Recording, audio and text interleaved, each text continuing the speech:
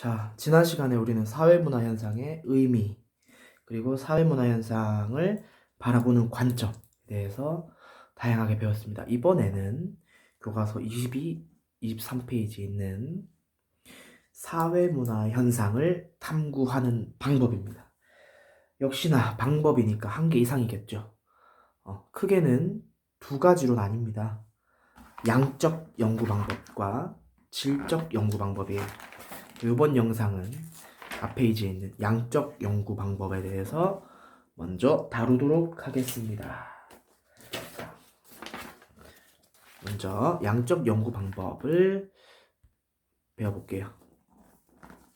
양적 연구 방법이 뭐냐? 사회문화 현상을 탐구하고 연구하는 접근하는 방법 중에서 양적으로 접근한다. 그래서 양적 연구 방법인데요. 무슨 말이냐면 일단 전제가 필요합니다.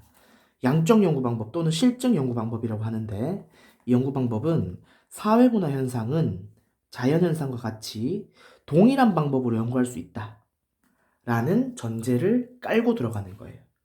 즉 우리가 지난 영상에서 배웠던 이 사회과학 기억이 납니까? 사회과학에서 이 과학을 사회문화 현상에 적용해서 경험적 검증을 통해서 과학적으로 도출해낼 수 있다. 결론을, 법칙을 도출해낼 수 있다 라는 의미의 사회과학을 배웠죠. 이러한 입장이 바로 양적 연구 방법이에요. 자연현상도 과학적으로 검증을 통해서 법칙을 발견하듯이 사회문화현상, 인간이 만들어내는 사회문화현상도 똑같이 연구를 한다. 그래서 방법이 자연현상과 사회문화현상 연구 방법이 같다. 방법이 하나다. 그래서 방법론적 이론론이라는 표현을 씁니다. 방법론적 이론론. 이론론 하나라는 거예요. 즉 사회문화현상도 실증주의적 연구가 가능하다는 겁니다. 실증주의적 연구가 가능한 실증주의가 뭐냐? 실증주의, 실제로 증명한다 라는 거. 실제로 증명한다. 즉 우리가 사회과학에서 배웠던 뭐예요? 사회과학 시간에 과학 때 배웠던 경험적 검증이 바로 실증이겠죠. 객관적으로 검증된 증거를 통해 과학적 지식을 발견하려는 것, 이게 바로 실증주의고, 결국 이를 통해서 연구자의 주관을 최대한 배제해 객관적인 사회문화 현상을 연구하려는 태도를 양적 연구 방법이라고 합니다. 어렵지 않죠? 그래서 양적 연구 방법은 사회문화 현상의 인과관계를 규명하여 일반적인 법칙을 발견하려고 이런 방식을 써요. 사회과학이랑 같죠? 특징, 자연현상과 마찬가지로 사회문화 현상, 이렇게 하면 조금 이렇게 자연현상과 마찬가지로 사회문화 현상에 대한 측정, 계량화, 통계적 분석 등 양적 접근이 가능하다. 왜? 측정을, 숫자를 센다는 거예요.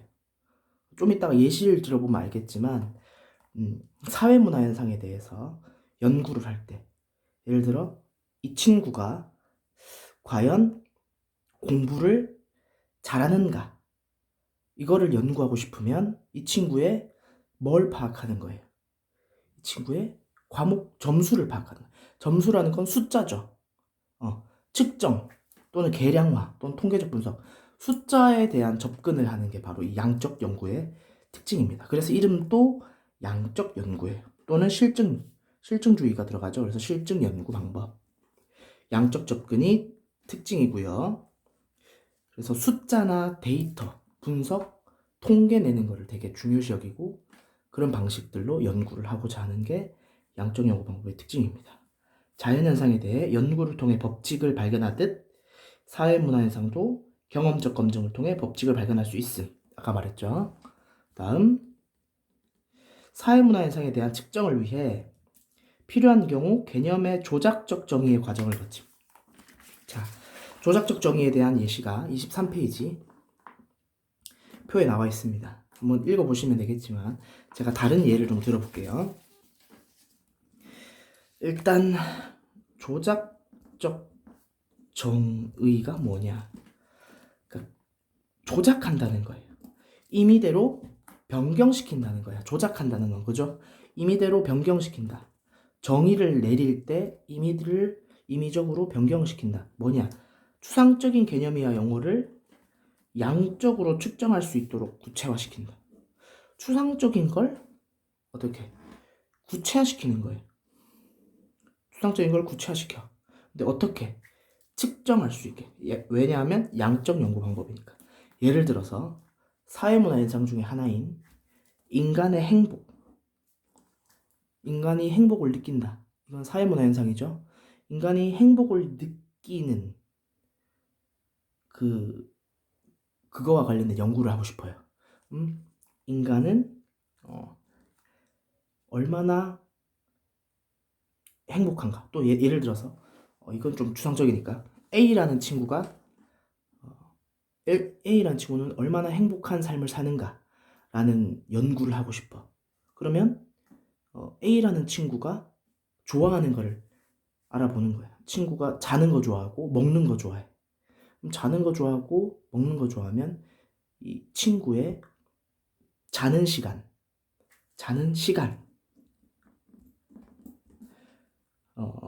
먹는 횟수, 시간이나 횟수 같이 이 양적으로 측정이 가능한 걸로 이 행복감을 측정하는 거예요. 행복감이라는 게 너무 추상적이잖아요. 하지만 A라는 친구는 잘 때, 먹을 때 행복해 하니까 자는 것, 먹는 것이라고 구체화시키고 그 구체화시킨 거를 양적으로 측정할 수 있게 바꾼 거죠. 행복감을 자는 시간과 먹는 시간으로 바꿔버린 거죠. 연구를 하기 위해서. 그래서 A라는 친구의 자는 시간과 먹는 횟수를 측정을 해서 일정 기간 동안 이 친구가 행복하다, 행복하지 않다라고 결론을 내릴 수 있는 이런 방식의 연구 방법이 양적 연구 방법일 수 있다는 거예요.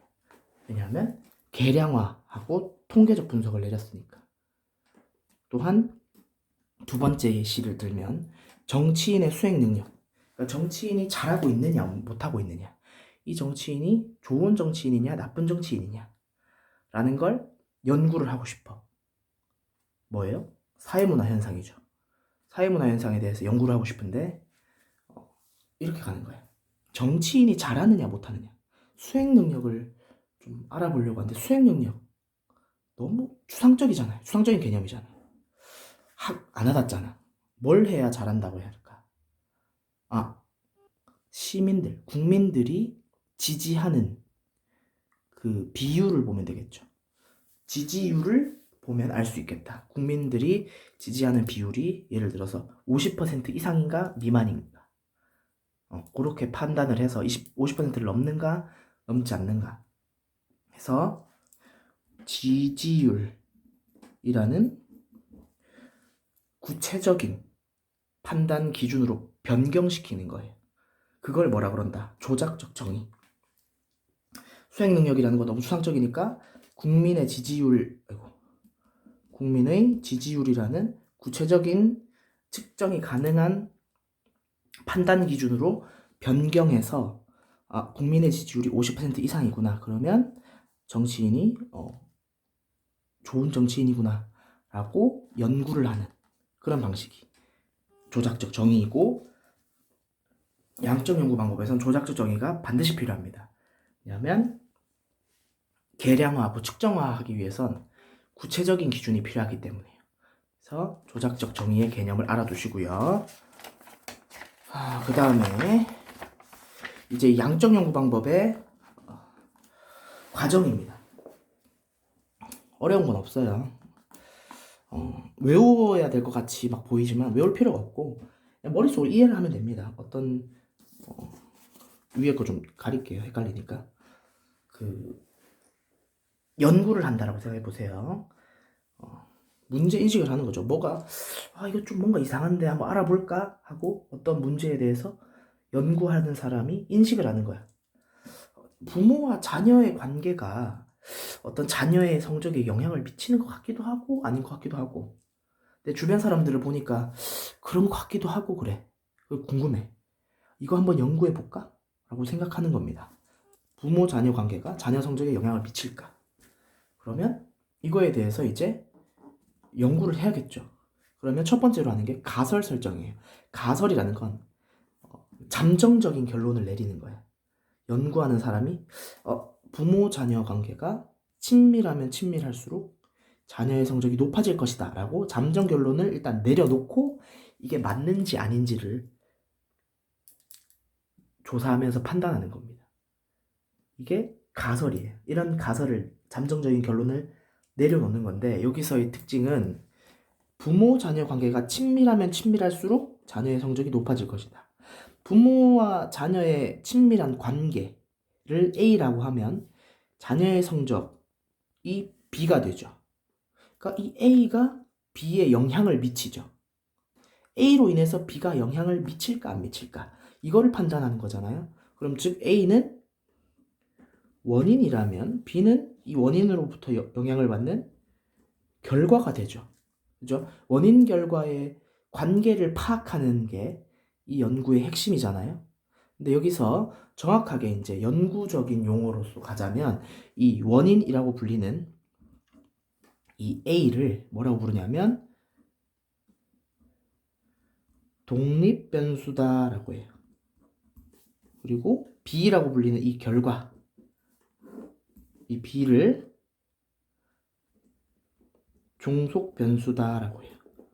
또는 변수 또는 변